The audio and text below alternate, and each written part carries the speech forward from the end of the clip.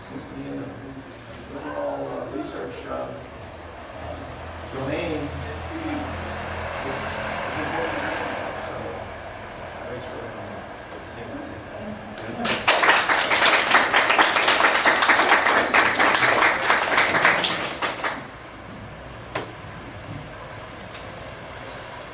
Hello. I want to make use of the chairman's privilege to ask the first question, but I thought, as no one can hear me, I'd better use this device. Well, one thing that interested me a lot is that there was a debate or a discussion in England just a year or two ago on these sort of problems. And this was occasioned by when the chairman of GlaxoSmithKline retired. That's a well-known British pharmaceutical company, but he was actually French. We live in a multinational age. His name is Gillies, actually, or but anyway, he was dealing with a problem. In the last 10 years, fewer and fewer new drugs have been discovered. And he gave a talk on this problem, and he produced the low-lying fruit analogy. This is that when you're picking the fruit from the tree, you can easily pick the ones in the low branches. But once those have all been picked, you then hit a problem. And he said this is going to be a very serious problem for the pharmaceutical industry. Now, there was then a reply to this in the shape of an interview in the Financial Times, actually. It wasn't in a philosophy of science journal, by a Nobel Prize winner called Sir James Blank. He won the Nobel Prize because he discovered two major blockbusting drugs. The first beta blocker, which I think was used for heart failure, and then one that was used for stomach ulcers. Was he Scottish? Yes, he was Scottish. Yeah, well, unfortunately, in a meeting with them. yeah. Well, as a matter of fact, I thought his view was very interesting. I'll just tell you what his view was. I actually went to see him and had a chat with him to clarify it as well. A very charming man, incidentally. But I was going to state his view of what had gone wrong and invite your comments. Well, his view was that the problem, it's nothing to do with low-lying fruit. He thought that actually it should be certainly no harder and possibly easier to discover more drugs, because we know so much more about pathological physiology and pathological processes. So that gives many more potential points at which we can attempt to intervene. Therefore, it should, if anything, be easier. So why are they not being discovered? It's because of the research organisation. And he said that if I'd been living under the present research organisation, I wouldn't have discovered either. I wouldn't have been possible. So what's wrong with the present research organisation? He said it's selecting projects by anonymous peer review. And he put forward the following slogan: anonymous peer review is the enemy of scientific creativity. Quite a nice slogan. And actually, when I saw him, he exemplified this because he was a rather kind man, so he was always trying to help young researchers. But you see, he would see a young researcher and he'd say, well, why not try this? And the young researcher would always reply, oh, well, that sounds a good idea, but it would never get funded. And his view was that anonymous peer reviewers always go for orthodoxy. They always go for the mainstream. And that means that using this system, you eliminate the so-called mavericks. It's most of us, actually. But the problem is that actually, of course, sometimes the mainstream gets the answer, but that's not going to be a problem. However you do it, the mainstream, there are going to be a lot of mainstream people. What you don't want to do is eliminate the mavericks, because a lot of those may fail completely, but looking at the history of science, you find that often it is the mavericks who get something good. And so that was his view. So really over to you. It seemed to me that this in general terms fitted in with your approach. I value your comment. I really don't have a lot to say because I'm honest with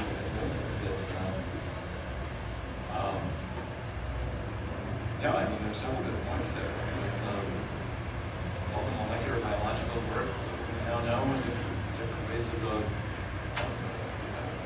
increasingly using targeted interventions. This is one case when I mentioned this. I think he has a good point. I'm interested in some of Nickles Rusher's work, and he writes far too much, of course, but back in the 70s already, he was following Derek Price and so forth, and looking at sort of the overall economy of science and what it costs to make a first-rate breakthrough. And lots of controversy about how you rate these and what biases and so forth and so on. But he argued that the increasing costs of making first-rate breakthroughs, the whole fruit argument again, meant that there's going to be a gradual decline in scientific productivity in the future, or at least first-rate breakthroughs. But you can find exceptions even in physics. I mean, the group of chaos theorists at Santa Cruz, for example, back in the 70s and 80s, Abraham and those guys,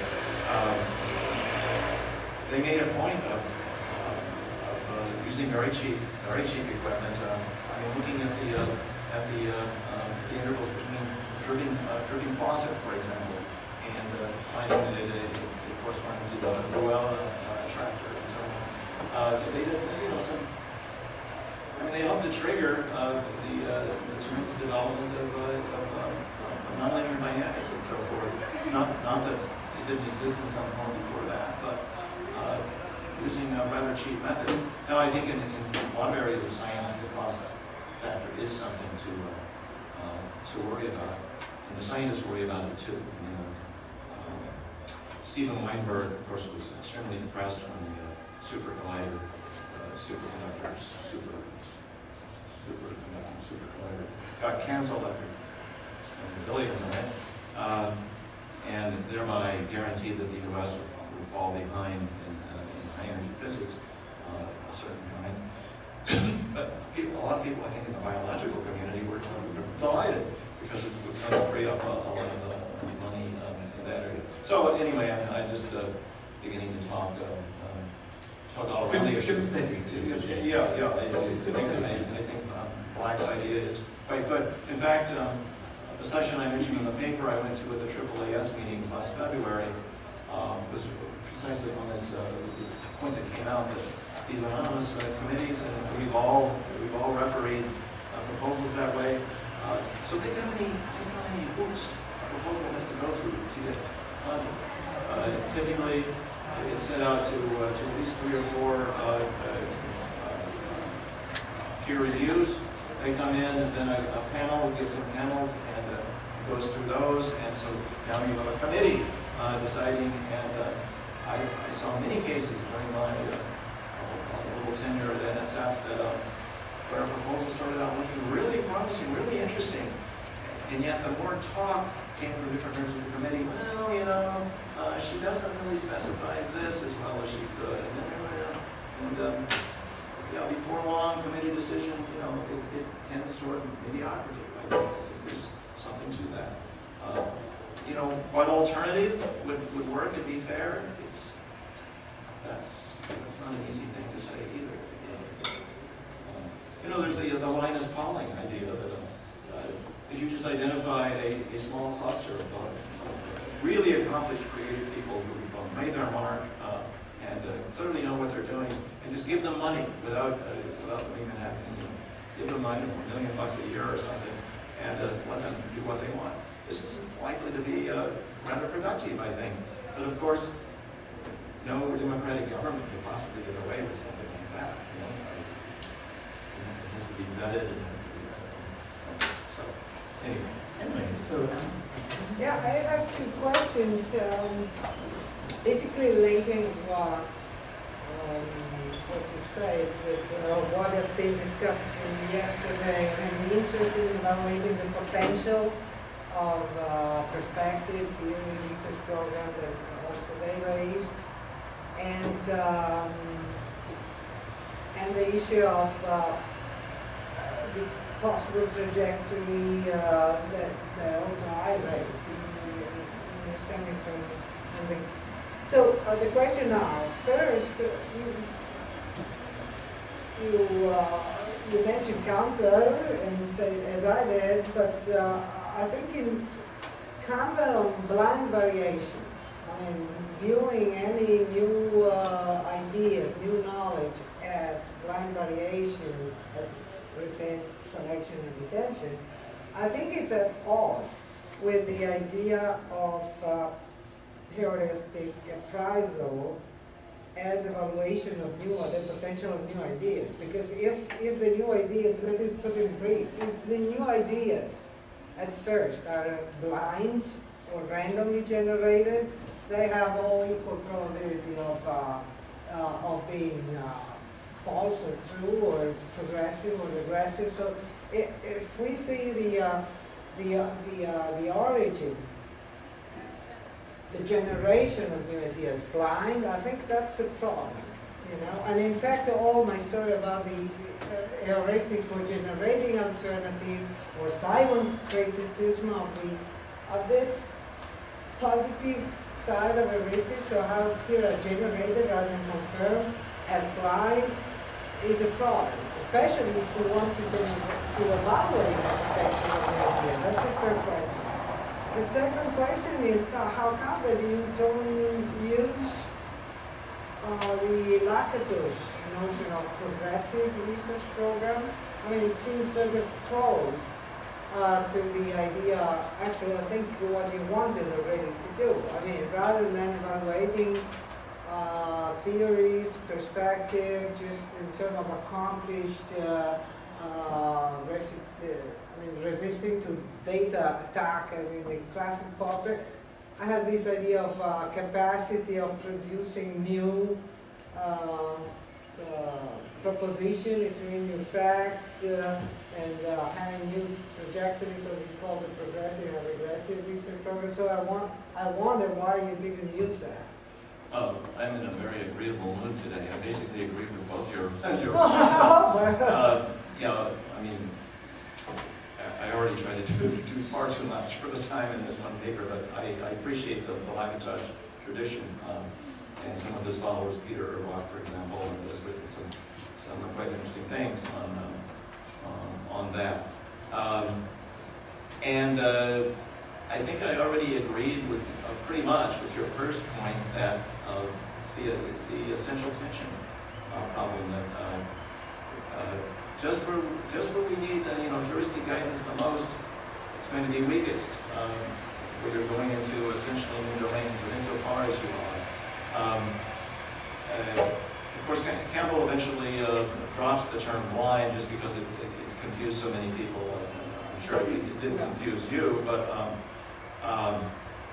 he had this whole hierarchy of vicarious selectors and so forth. So his idea, of course, was not that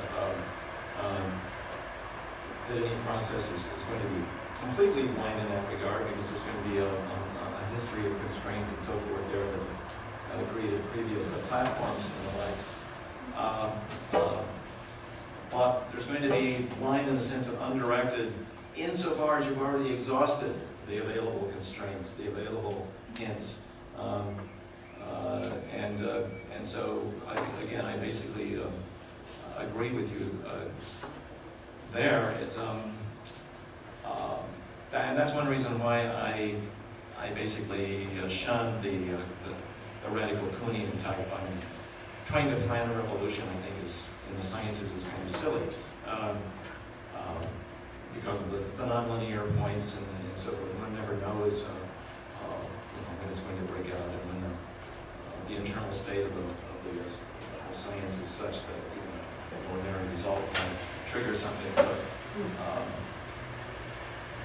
But in these the middle range of transformable that the funding organizations are working with, we do have a reasonable amount of domain knowledge, but I think we're still too cowardly, too risk intolerant, and with all this kind of committee stuff. It's not that these people are not trying to do the best and most honest job they can, and they have a very hard task. They have to eliminate maybe 80% of the proposals or more. To fund only a few, but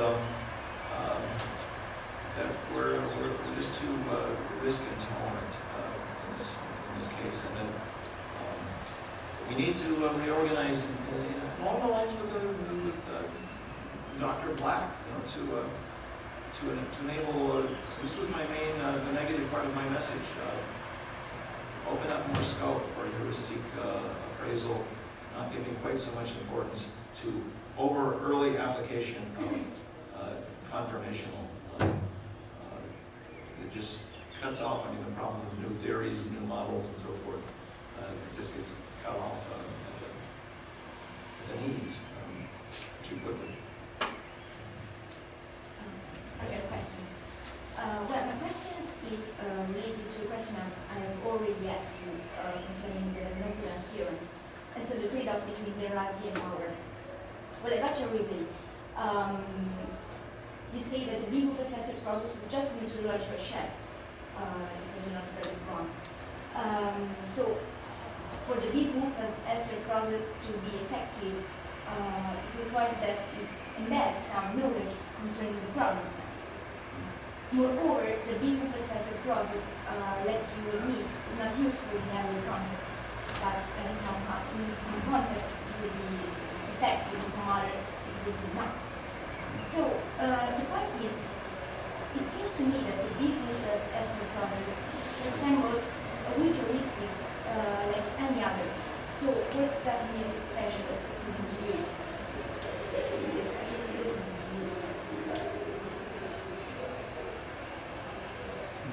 I was struck, when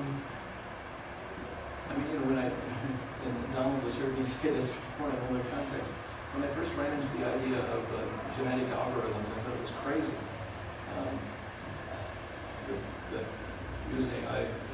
John Koza, for example, uses explicit analogies, not material analogies, but sort of formal analogies to Darwinian search and so forth in his by now thousands of pages of stuff on this topic, and there are other branches of evolution and computation as well. I was just struck that Campbell wrote that article for the Popper volume back in 1974 that Popper liked very much, and it seemed to me, I could be wrong in the interpretation. See, I was a little personal story here. I was an opponent of Donald Campbell up until about the time he died. And then I think I saw the light. I argued against him that discovery could be more rational than he was admitting and so forth. And he accused me 2 or 3 times of misrepresenting his views and so on. And I think I finally saw the light about the time he died about the origin of novel design of all kinds, from biology to human technology and so forth and so on. So I was struck then, before he died, evolutionary computation was already fairly well underway. I never had a chance to ask him what he thought of it and so forth. It seemed to me it was a case where people were using an argument that was supposed to be almost conclusive against method, but by using modern computational techniques, you could, in principles, scale it up. Basically, the old method of hypothesis, only sped up greatly. So maybe a very rough analogy is, computer chess. It's nothing at all like human beings play chess, as far as we can tell. But just scaling it up in terms of the number of potential moves you can evaluate in a given amount of time and so forth. Computers can now play quite good chess, and so if you can, It's better than humans. So the idea that here is a technique that can be methodized in principle.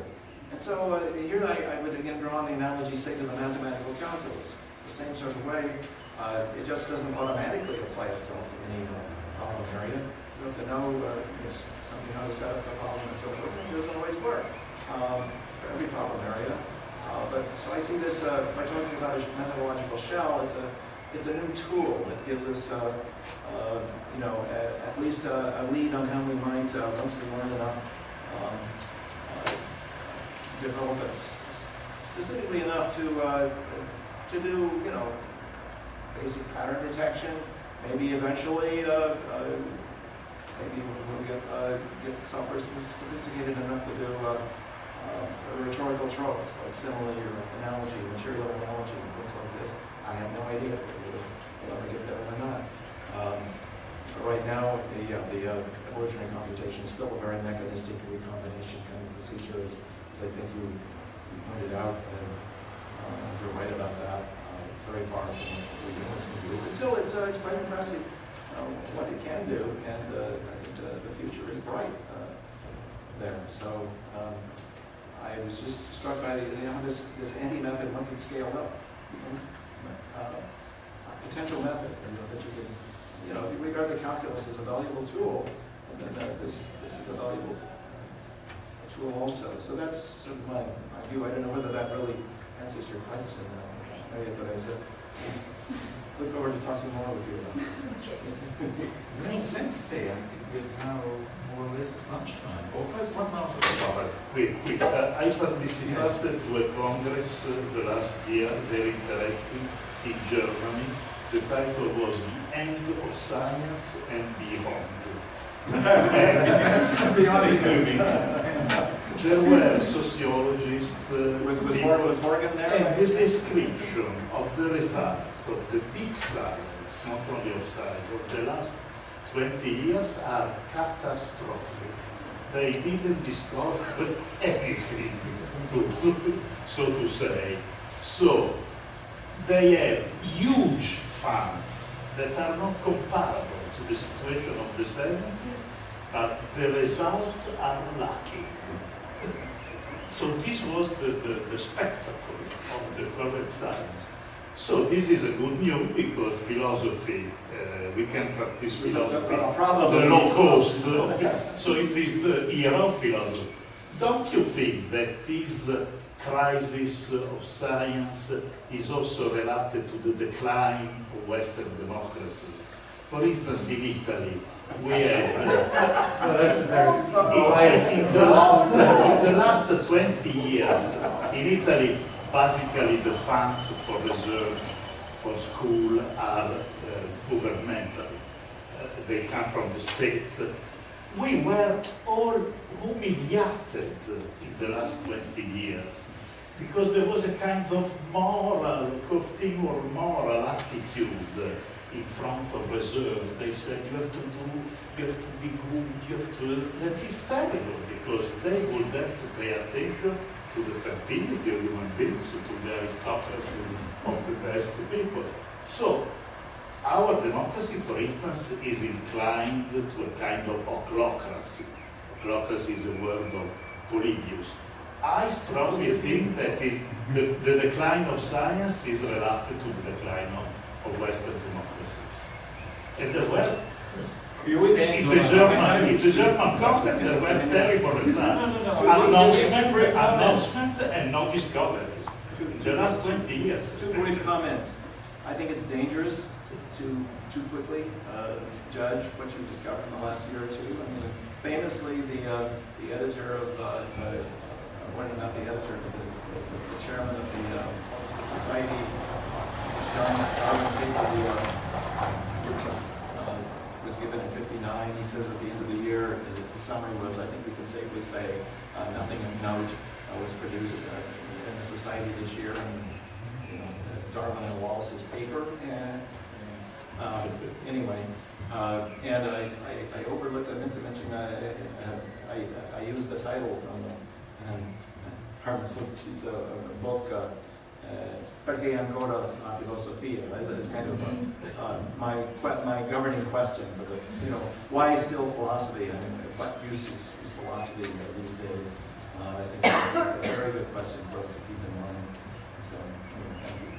But you would like to comment on the decline of Western democracy? We seem to end with a big question. So, don't you see a decline of the Western questo. Well, I have to say, in Italy, there does seem to be particular signs of democracy declining. But perhaps we should have had on that note, Nickles, give a break.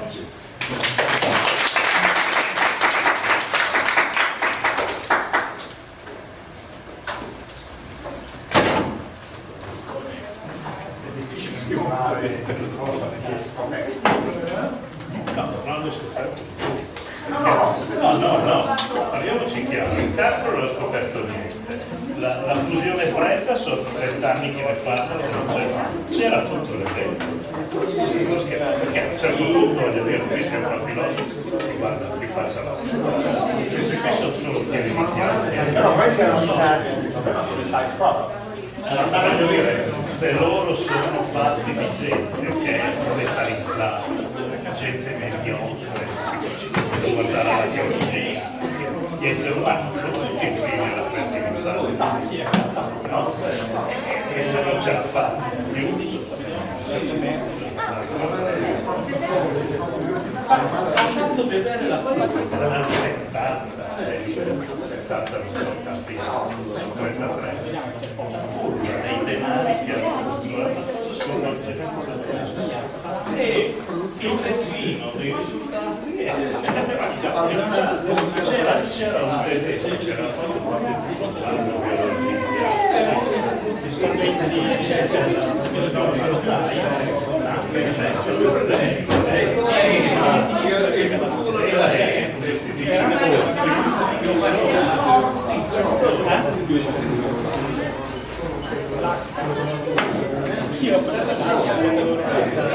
perché c'era l'angolo di che è scassato e ha fatto anche un occhio